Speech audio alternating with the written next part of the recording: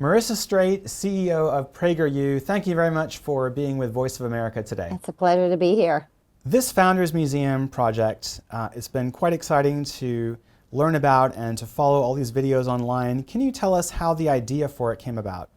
Wow. Okay. So keep in mind that PragerU has been teaching what should be taught for 14 years now. We've been covering the American presidents. We've been covering the Constitution. We've been covering everything that ought to be taught in American history that sadly most people don't know. And so when we realized that we have an opportunity to serve our great country further through the celebration of our 250th birthday, we were just completely honored and also completely prepared because we've been doing this for a very long time. That's what we do, right? We take historical facts and we blend them with what we call entertainment, and we create this edutainment form of learning, which millions of people visit the PragerU website and our social media channels to enjoy. So we were at the White House really focusing on all kinds of opportunities to help serve on the education side.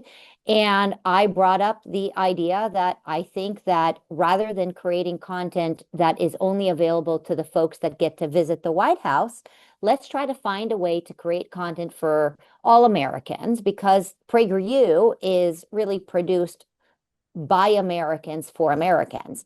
And so there was this concept of decorating the EEOB, which is the building right next to the West Wing, with portraits of the signers of the Declaration, the 53 portraits, as well as key events and key figures that supported the signers.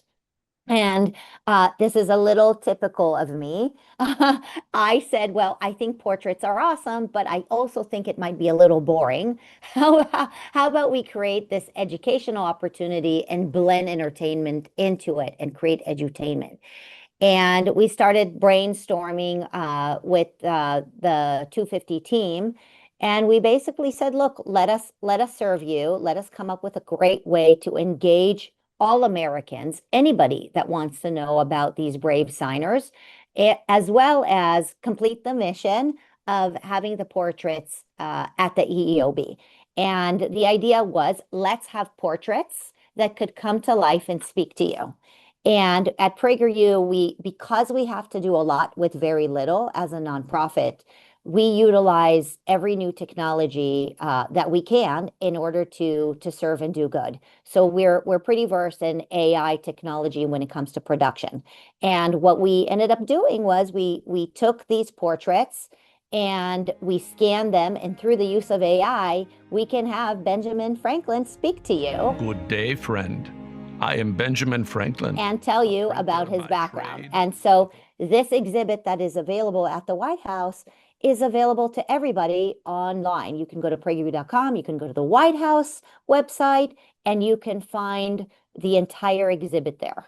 When you talked about the opportunity that was presented to work with the White House on this project, what kind of role did White House officials play? Did the education department play in putting this all together?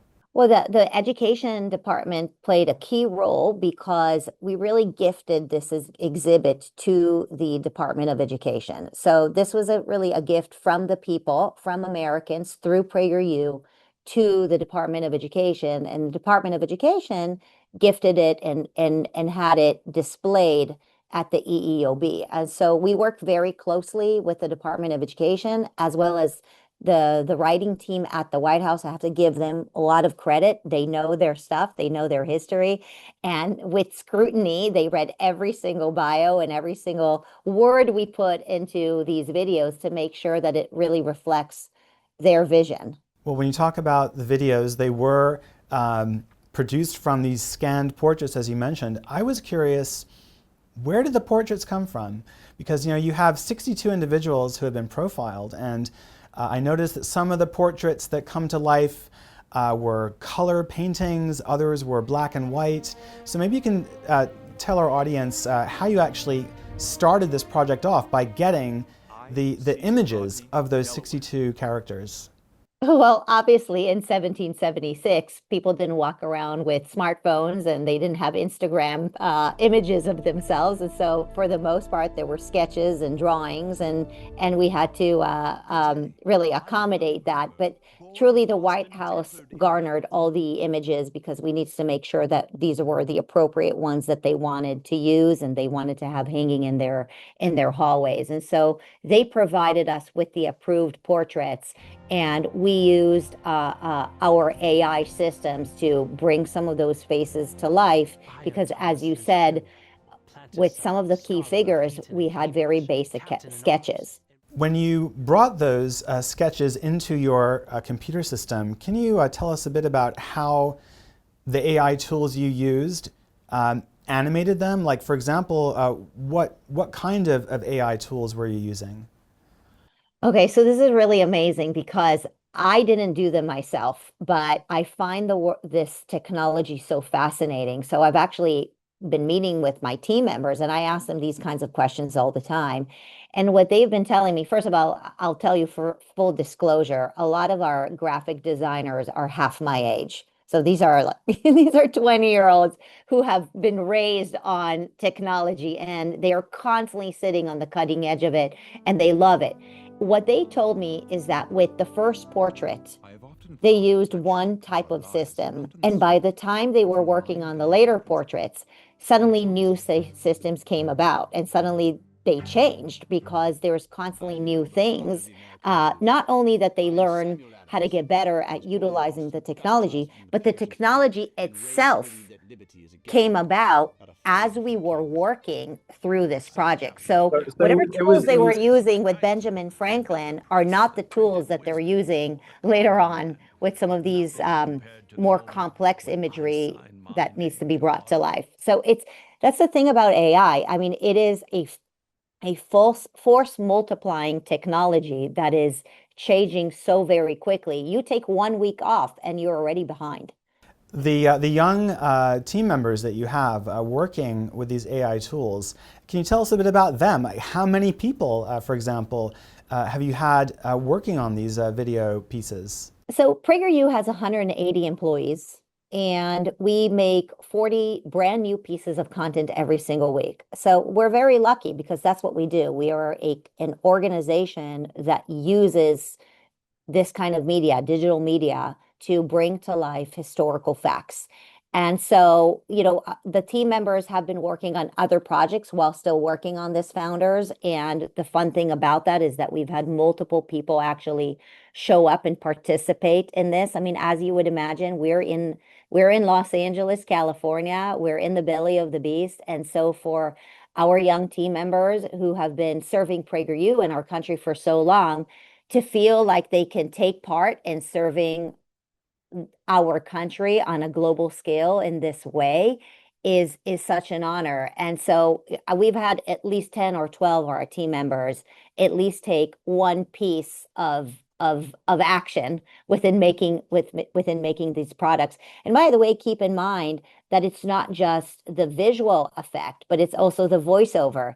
If you've listened to any of these videos, we've really tried to capture the characters of the signers, right? And so some of them may have been more demure, and some of them may have been more upbeat, and some of them were really, really quirky. I am William Emery, clerk of the court, quack lawyer turned delegate. And so we've actually had voice acting here within the company, trying to figure out how to capture the accents and the characters of these founders. I'm glad you raised the point about accents because some viewers who have watched these videos online have noted that some of the American founders had not American accents, but British, maybe even Scottish or Irish. So how are you actually figuring out what is the appropriate accent to use for a certain person?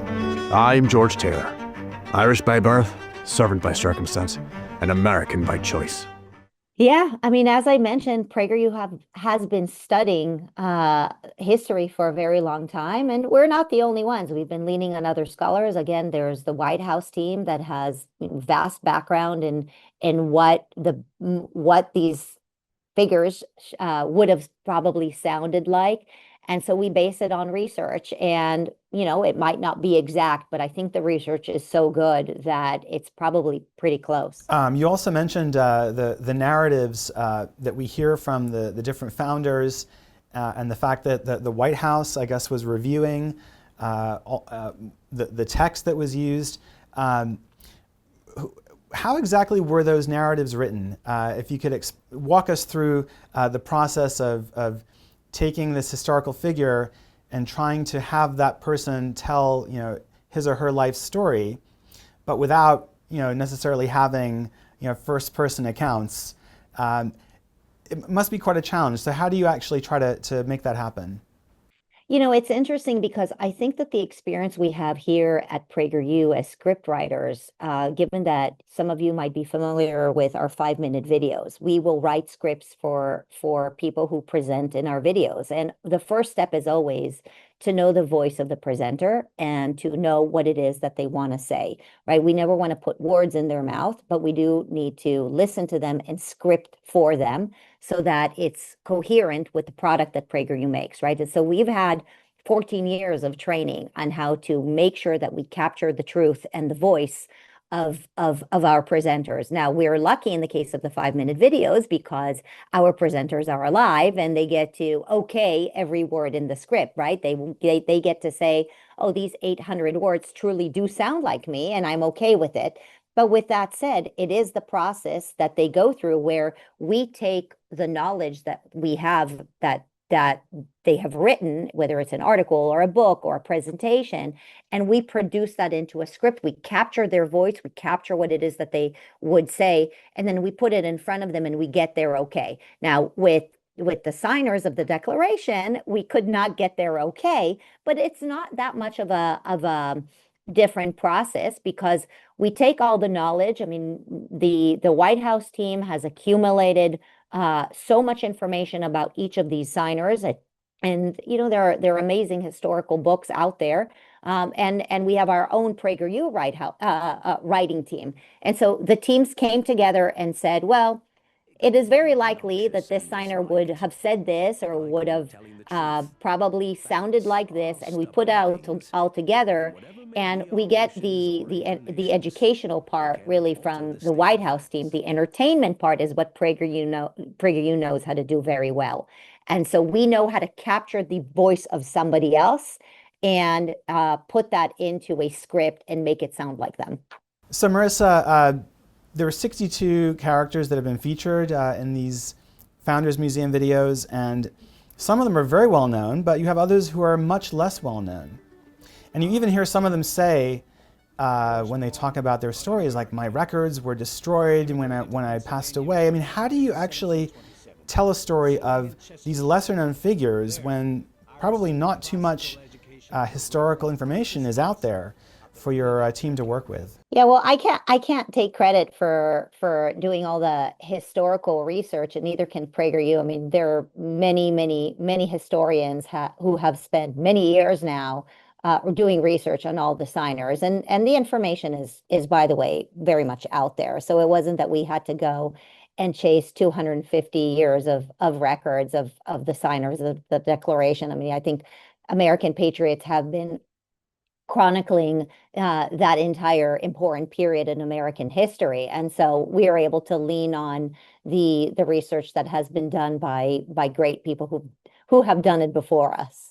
Can you pick any of the favorites of yours personally? Or when you look at all 62, are there any that stick out for you? It's hard for me to have a favorite, mostly because I think that to me, a lot of these products are associated with team members of mine that have worked on them. And so can you imagine I say Benjamin Franklin, and then one of my team members feels like I've given, as a CEO, I cannot play favorites. And so I think to keep in mind that my favorite thing about this entire exhibit is really the reminder of what it took of these signers to sign the Declaration. You know, we live in this incredibly free society. You know, we live with liberty, and we live with that thanks to them. And sometimes we forget how hard it must have been to have the courage to sign that Declaration. That Declaration, which they signed, was a death wish right? They probably viewed it as a death wish. That one-piece document meant so much to them that they were willing to sacrifice their lives. And keep in mind, these were men who were heads of households, right? They were leaving children behind. They were leaving wives behind at a time where it was really very hard to be a single mom. It was really very hard to be a child without a father. And yet still, they decided to go ahead and risk their lives. And that to me is so inspiring, because I don't know that many people today who would be able to do that, right? Most people, from my experience, will say, well, you know, why can't somebody else do the fighting for me, right? I have too much at stake. I have too much to lose. I can't risk my life.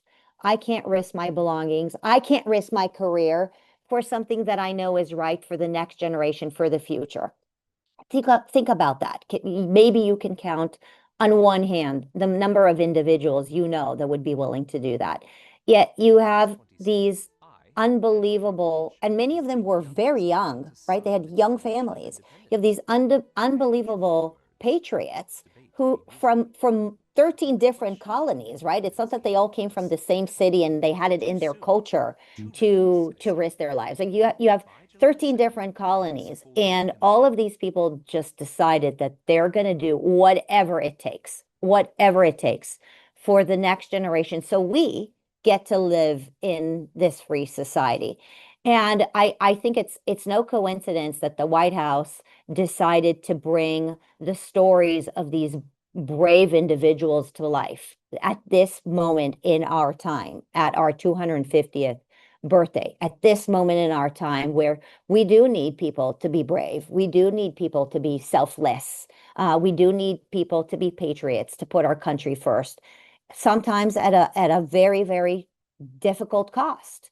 But if we don't, the alternative, as we know, is so much worse.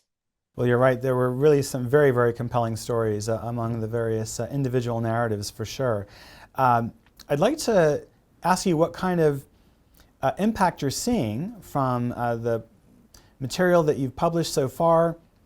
You've had dozens of these videos already appear online. Can you share anything about the viewership numbers that you're seeing on your various platforms in terms of how many people are watching this material so far? Yeah, so the viewership is accumulating, especially on social media, which is a little surprising because it is educational content. And so sometimes educational content doesn't go viral that easily. Probably our association with the White House is obviously platforming it. I'll tell you that our adversaries, and I don't know why we have adversaries on a project that is so pure and clean, right? But our adversaries have given us a lot of free press, probably more than my employees. I should tell my chief marketing officer to take a lesson from our adversaries. But you know, the media loves to hate us, mostly those who are left-leaning and associated with the teachers' unions, et cetera, the large teachers' unions, I would say. But we've received many emails from parents and educators saying that they are so grateful that we found such a fun educational way to get young people to learn about our history. And that's really what we try to do. And the impact has been beyond the videos and the portraits. We've actually produced this little book, which comes with a ceremony where you can celebrate our country's founding. And in this book, we have all the bios of the signers, as well as key events and key moments and ways for the entire family to just engage with American history and better discern and have a perspective on things. We've created even a baby book. It's a little baby book that's inspired. And so we can talk more about all the additional products that we've made. But I would say the reason we're making all these products is because we are seeing that the demand for understanding America and celebrating America is very high. It's very high. Americans want to learn about our country, and they want to look at America from a fair and honest perspective, and that's what we do.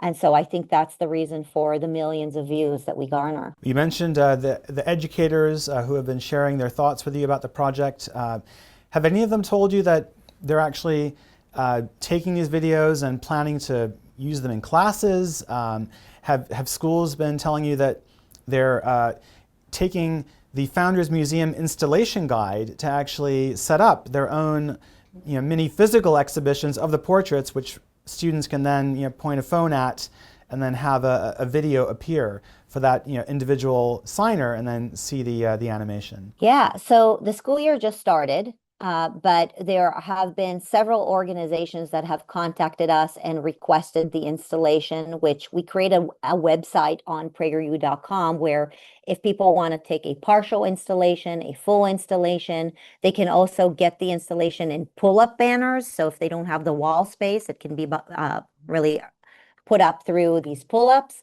And we've had multiple superintendents of education from across the country. Remember, PragerU partners with 10 different superintendents of education and boards of education across the United States. So there are 10 states that we work with, which we provide all our content for free. And so we also offer to them this installation, and many of them are utilizing it and using it. And many of them have contacted us after this exhibit and said, well, what else can we do? How do we best teach civics to young Americans? And so this partnership is the root of a tree that is constantly growing. The project has been using AI, as we were talking about, and AI has been used increasingly in the past year to create videos of historical figures and events, not just by PragerU, but by others. And it's generating a kind of a debate with some Western educators and historians looking at some of the material that's out there and expressing some concern about the risk that some of these videos may distort or oversimplify important events and characters in history. So where do you come down on this debate, and how does PragerU try to balance between producing video that educates and entertains while also staying true as possible to the facts? The age-old argument over technology is basically what we're facing with AI, because AI is technology on steroids, right? And so what do you do when the internet comes about, right? People were very worried about the fake information and the access to hate speech, and there are problems with that. But can we live without the internet? It's out there. It's available. And if the good guys don't use the internet and only the bad guys use the internet, just to use simple terms, we're going to have a real problem. And I would apply the same logic to almost every other technological innovation that is out there, AI included, right? And so AI is already out there. And as I described at the onset of this segment, it is growing in its capacity by the minute, and let alone by the week, right? Every week goes by and AI can do additional new things. And I am scared too. It is scary. I am scared of the impact of social media. It is scary. The question is, what do you do with this fear? What do you do with this fear? Because if you basically say, well, you're going to let everybody else use it and you're not going to use it to do good, then you're going to be in a real problem. So, PragerU is not in the business of mandating what is allowed and what isn't allowed. But if everybody is allowed to use AI, we might as well use AI to do good. And I think people need to understand that we are going to have to recalibrate, right? Don't believe everything you see on the internet, right? If something, use some discernment and some common sense. If you're hearing something from somebody that that doesn't make sense, and there must be some reason why, it's just your something in your stomach, right? And your gut instinct is telling you that it's off, then you should question it and you should verify it, because we are entering into an era where there's going to be a lot of confusion. There's going to be a lot of confusion. But I don't think the answer is for organizations like PragerU or organizations that are trying to really safeguard, conserve the truth about America. I don't think the answer is for us to just shut the door and not get involved, because the next generation is incredibly vulnerable. And they're the ones who are living on this in this world of technology, and we can't disengage from it. Our young people are just too important. They're too important for us to have an ego here and disengage from the medium, which really taps into their world. So you know, as you say, AI is constantly evolving, and PragerU does have some more material yet to publish as part of this Founders Museum project. We can see from the Founders Museum website that there will be some video material related to major events of the revolution, moments that made us, and currently those clips are coming soon. And I wanted to know what is the timeline for seeing that next phase of the project, and will AI be a part of that? So certainly AI will have to be a part of it because we need to animate scenes that we don't have any video footage of, right? So remember, what we do is we take images, we try to find the multiple angles of those images, and then through AI, we combine it and make it look like a video. So we're certainly going to have to use AI. And the timeline somewhat depends on AI, right? Because if the technology gets even better and easier, then we might be able to deliver it even faster. We do have a goal. We are working currently with the White House to design their America 250 trucks. There are going to be multiple trucks driving around the country next year with a pop-up mobile museum where you can actually engage with this founders exhibit. So you can see the portraits, you can listen to the signers speak to you, you can see their biographies, and there'll be additional things in these trucks, interactive, fun ways to learn about American history. And so in a perfect world, we get this all ready to go in our trucks by January. And when you attend any of the America 250 celebrations, you'd be able to find this mobile museum and interact with, hopefully, all of our content. That sounds very exciting. I hope I might be able to see one of those trucks as well at some point. Just to kind of wrap up here, VOA is broadcasting to people in Iran, in China, and Afghanistan, and we're sharing the Founders Museum story with them. And I wanted to know, what do you hope that audience members in these countries might learn about America from watching the videos and learning about the content that you produced? So over the last 14 years, as I've been leading PragerU, there hasn't been a day that has gone by where I said to myself, how do I best serve my country so that I leave this country better and certainly not worse for my children? And I think that one of the reasons why I'm able to do that is because I'm engaged in the bravery of those who have made America what it is, free and prosperous.